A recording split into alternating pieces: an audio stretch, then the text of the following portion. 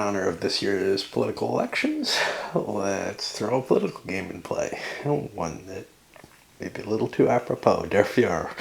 It doesn't matter which side you're on. You may be seeing it that way. All right. So let me go over what my history with this game. I've played it once in an opposed situation. It's not a game that's meant to be played solitaire at all. It's like Kremlin in terms of secret point allocation and stuff. So I'm going to have to kind of make up my own fudging, ways of making decisions. There is a solo play variant in it, and it can be used to play some non-player sides. I don't find it very appealing, but one could use that instead of something more freeform to make decisions with, in which case you're playing one side and the other players are randomized against you, and they kind of I think you're playing the Chancellor to begin with, and functionality is expressed in terms of anti-chancellor type actions because that's what's expected in the game. Like I said, I played it once. I played it with an old friend of mine who's no longer with us, but I have to use euphemisms.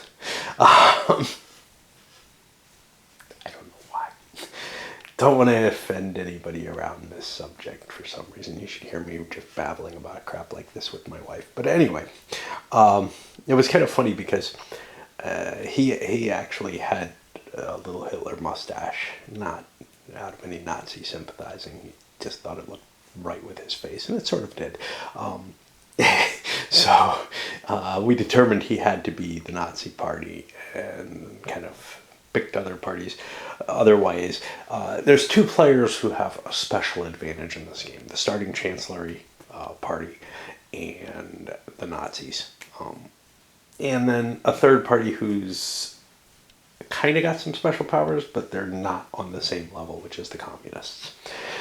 The game holds basically 5 or 6 players. To do the historical, you play with 5 players, and there'll be the Social Democrats who hold the Chancellery, the Communists. The Chancellery always goes first, and then otherwise it's by seating order, but it doesn't really matter. The Communists, the Center Party, the Nationalist Party, and the Nazis. And I've associated them with a colored piece, which I'm going to use possibly for other reasons. I'm going to be throwing additional pieces of information into the game. You have to do something to kind of indicate that you've run an election in a province, and you could do that by keeping track of it just on paper. I find it easier to throw a coin down or something like that, but I could also determine the winner to the election and put a marker of the right color, which might be more fun to look at. So I'm kind of thinking more along those lines.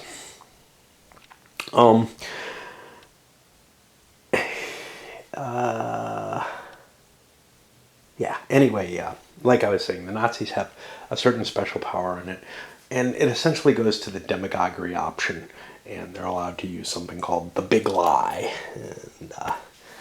And my buddy found that was incredibly effective, and it's clearly the most powerful, but also most variable of the things you can do.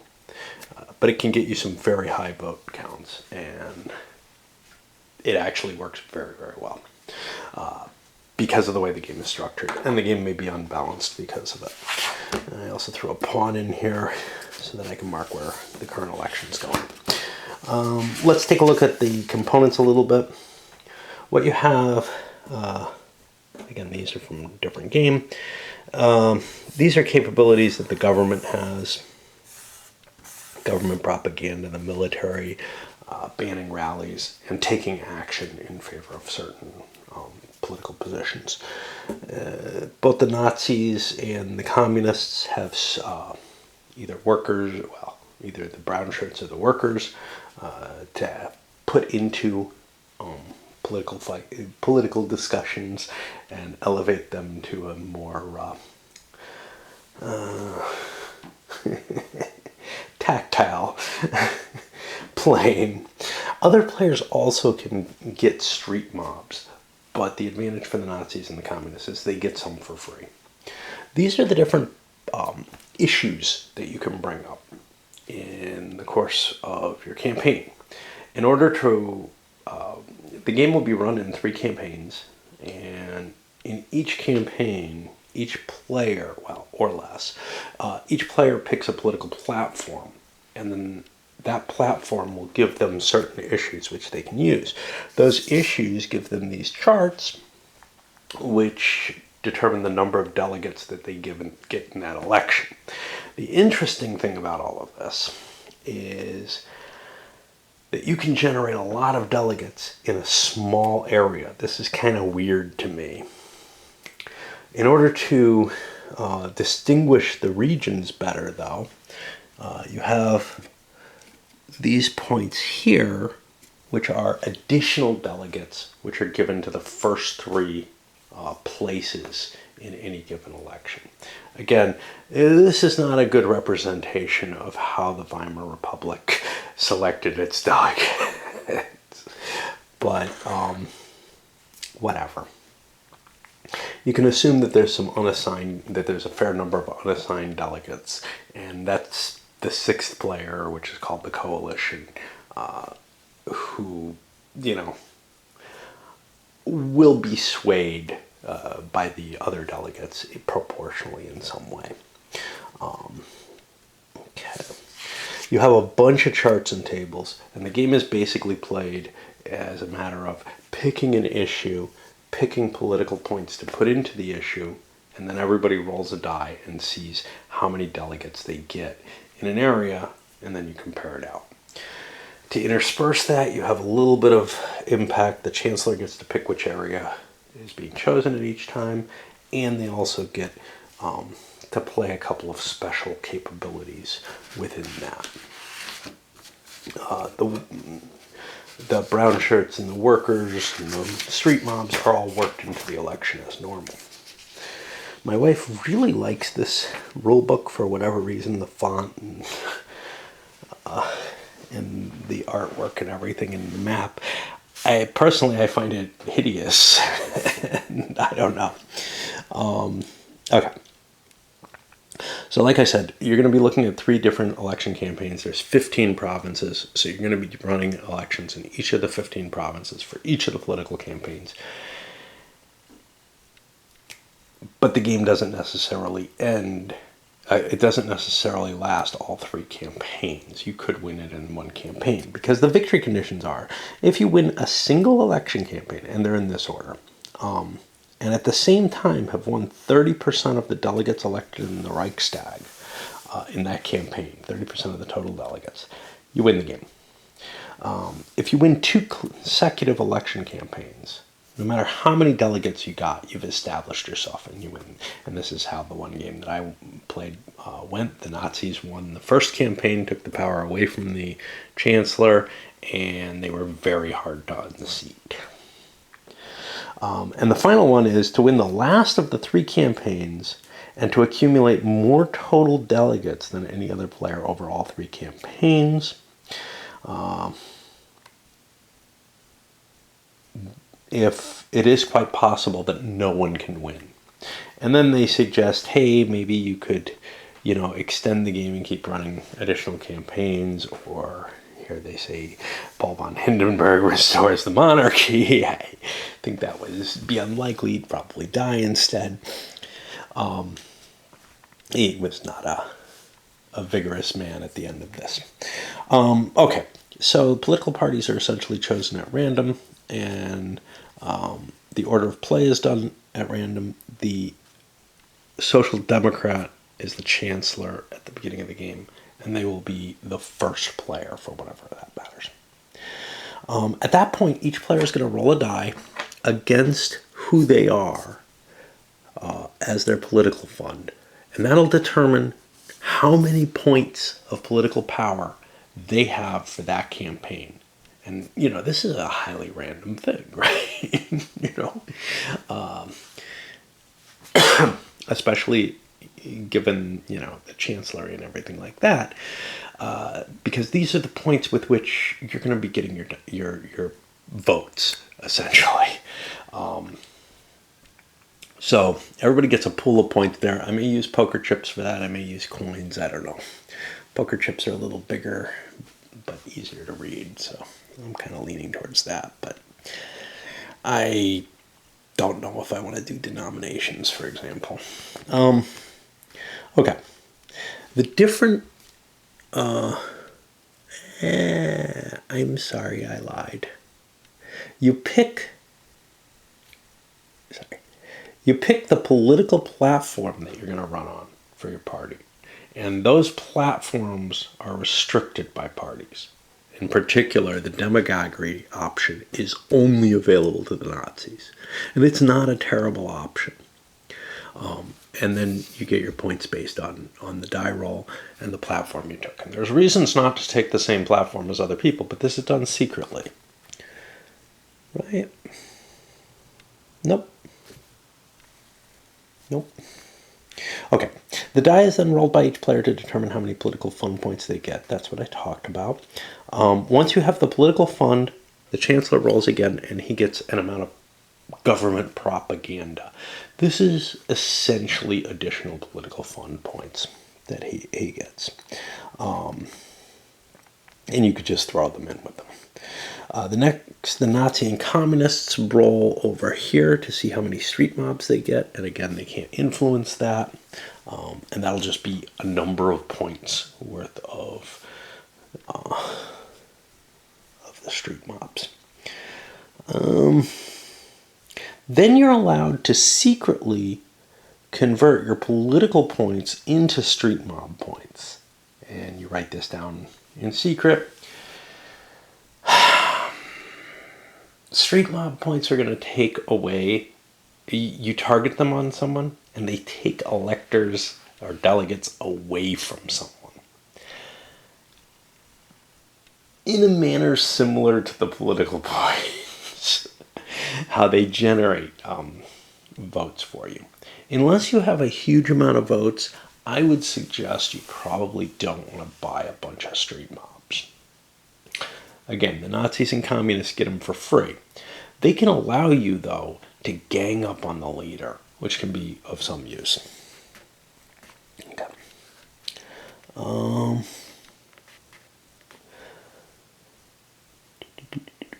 So then you get your different issues according to your platform. And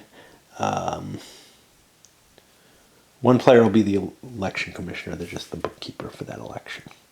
Okay. In each provincial election, what happens is the chancellor announces which province the election will be in. Each player secretly chooses one of the 5 issues that they have in their platform. And we'll go over what those lists are in a little bit. And puts it face down on the table.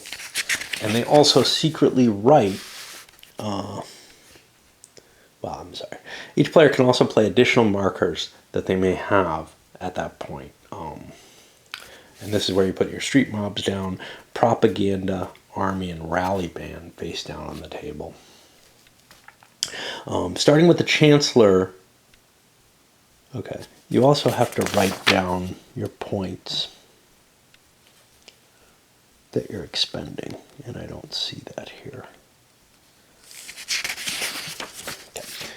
Each player, starting with the chancellor, reveals his markers and announces the issue on which he's speaking. He rolls the die and consults his political platform table for the results. This determines how many delegates he had. And your political points are going to modify the die roll. Okay. The delegate that you elect are tallied for that province, and whoever has the most of them receives the extra delegates for first, second, and third place in that province. And then you go back to phase 1 in another province, getting the electorates from that. Okay, the political fund.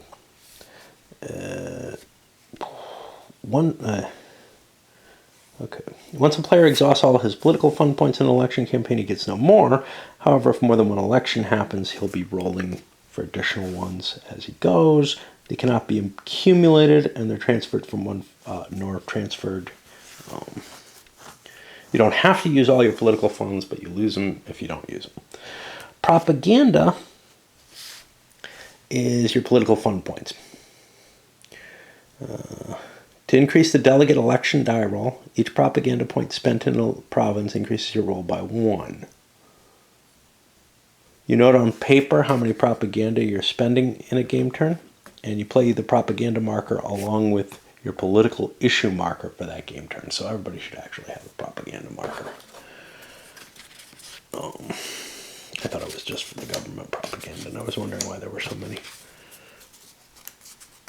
And I'll put this other one up here because I'm only playing with 5. So they're going to add to your die roll, and that's the basic mechanism here. Is whatever points I add in propaganda, I add to my die roll, and I get that many delegates in that thing. And you can see smear is a really horrible looking thing. It's got special rules. You're smearing an opponent. You're stealing points from them. Street mobs are used to lower the die roll for opposing players. And street mobs are 1-for-1 with political points.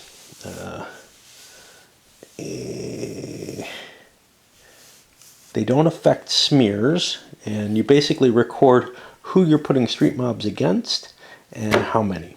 And you throw your street mobs in your mix of things that you're revealing. You could also use your street mobs, though, to prevent an attack on you and give you some protection. So your rallies and everything work fine. Okay. Government propaganda. These are essentially just extra points that are political fund points. And you can even buy street mobs with them if you want it. The election map is in 15 provinces. Nothing big there. But each province has something in addition to the victory point values. It has 3 issues. Those issues are better issues to bring up in that province. So, for example, in Bavaria, Versailles, I think this is anti-red, and this is justice. Those 3 will each bring you, if you're bringing any of those issues to the table, they get you an extra delegate just for free. Okay.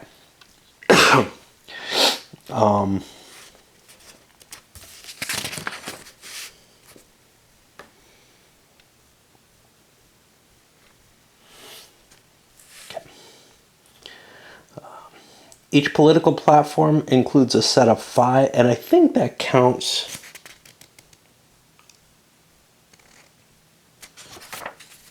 Towards your provincial majority? Nah, you just get that on top of after the provincial majority is determined.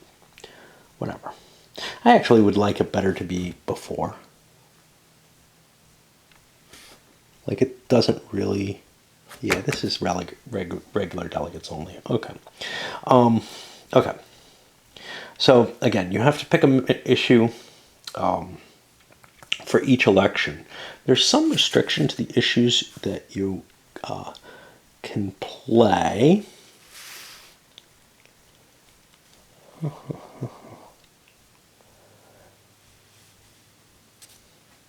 Trying to see where that list is. Okay, each issue on... Okay, so each player has a political platform that they pick. And these are restricted to some extent by who you are. And I don't see that yet. But that platform comes with a certain set of issues. Some of the issues are better than others, but there are restrictions on not being able to use the same issue each time. Each one must be used at least twice in a 15-game turn election campaign. And the exception is the smear. It's not an issue. You do not have to use it, but you can use it as many times as you like, up to 7.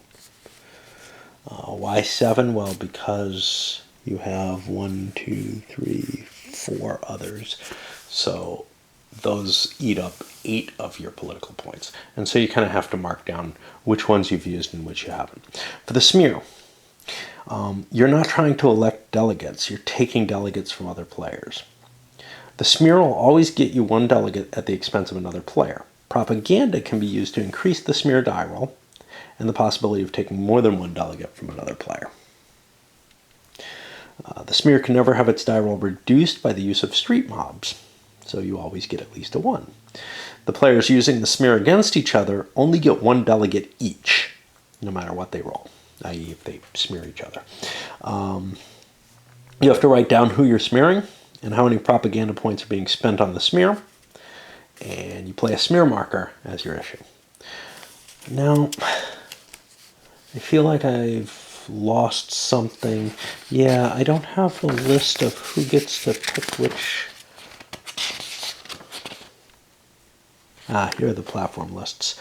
Okay, so the Nazis have 1 list of platforms: conservative, law and order, liberal, pro-labor, socialism, and demagoguery. The communists can be liberal, pro-labor, or socialism. That's it. And all other parties can be conservative, law and order, liberal, pro-labor, or socialism. Okay. The Chancellor has some special powers that I'm not sure I'm all that impressed with, but let's go into them. First of all, he gets those bonus government propaganda points. He also gets to pick which election is being played next. How much importance is that? I don't know. You might be able to confuse people a little bit with it, but honestly, to maybe tempt somebody into playing something and using up issues or something, but they should have a plan for the whole campaign. He can call out the army to protect himself from street mobs. He can attempt to ban other players' activity in the process, which can deny them their delegates, or he can take an action and gain extra delegates. So for the army itself, it costs the Chancellor a political point each time he uses the army. He can use additional political fund points to increase his die roll when using the army. And we should have an army table here.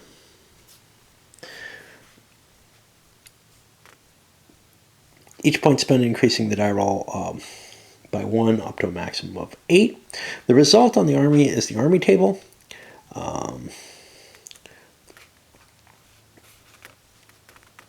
That is the number of street mob points being used against the Chancellor that are canceled out. Okay. The rally ban. The rally ban is a weapon the Chancellor can use in any game turn. It can be used as often as the Chancellor desires, as long as he has resources. If successful, it wipes out a game turn election for the player against whom it's being used. All propaganda and street mob points allocated that turn by a player who has been banned are lost, and that player gets no elected delegates. He loses his turn and whatever points he spent. However, the issues on which he is speaking count towards the mandatory usage of the issues. If it's not successful, however, the player on whom the ban was attempted plays their game turn normally. In addition, he gets an extra delegate taken away from the Chancellor in that province. If the Chancellor fails to elect delegates in that province, the player he tried to ban still gets the extra delegate. And this is the rally ban table here. It does not work well against the communists. It works especially well against the Nazis. They're the most violent. I'm not sure why the communists are particularly hard to ban. It seems like they and the Nazis shared certain aspects. And that if anything, communism would be the easiest thing to ban.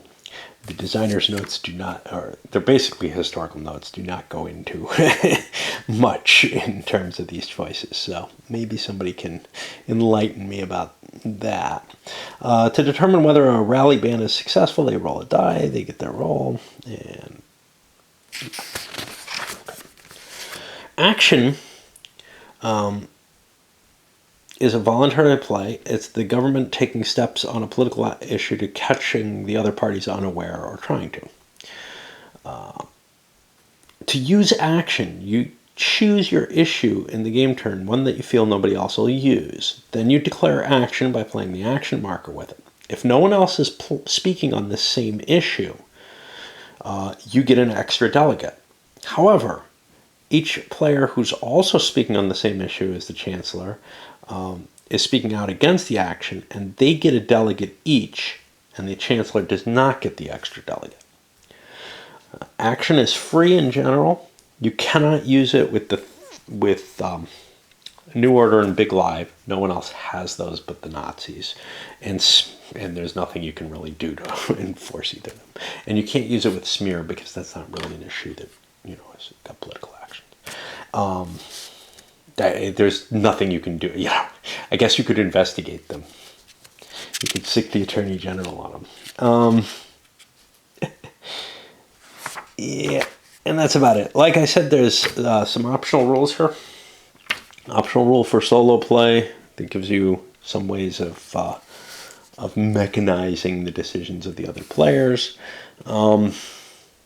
Here they take away the demagoguery as the political platform for the Nazis, but instead give them some extra points.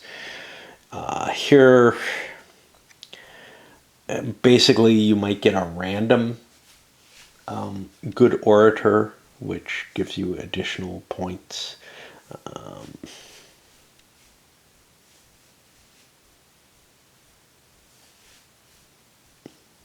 And then the advanced propaganda and street mobs, you basically have to pre-plot your entire campaign for each of the election campaigns, which I don't see as terribly interesting.